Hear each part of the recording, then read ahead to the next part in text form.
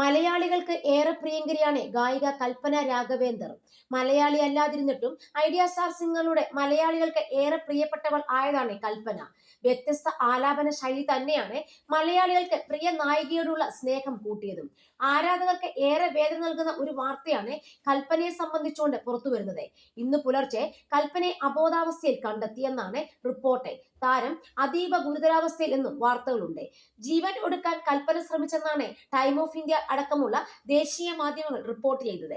അമിതമായ അളവിൽ ഉറക്ക ഗുളിക കഴിച്ചെന്നും ഗുരുതരാവസ്ഥയിൽ വെന്റിലേറ്ററിൽ ചികിത്സയിലാണ് താരമെന്നും റിപ്പോർട്ടുണ്ട്. സംഭവ സമയത്തെ കൽപ്പനയുടെ ഭർത്താവ് ചെന്നൈയിൽ ആയിരുന്നുവെന്നും റിപ്പോർട്ടിൽ സൂചിപ്പിക്കുന്നു. ഇളയരാജ, AR റഹ്മാൻ തുടങ്ങി നിരവധി പ്രശസ്ത സംഗീത സംവിധായകരുടെ കൂടെ പ്രവർത്തിച്ചിട്ടുള്ള ഗായിക മുൻ ബിഗ് ബോസ് മത്സരാർത്ഥി കൂടിയാണ്. താമസ സ്ഥലത്ത് അബോധാവസ്ഥയിൽ കാണപ്പെട്ട കൽപ്പനയെ അയൽക്കാർ കൂടിയാണ് ആശുപത്രിയിൽ പ്രവേശിപ്പിച്ചുവെന്നാണ് വിവരം. ഗായിക നിലവിൽ വെന്റിലേറ്ററിൽ തുടരുകയാണ്.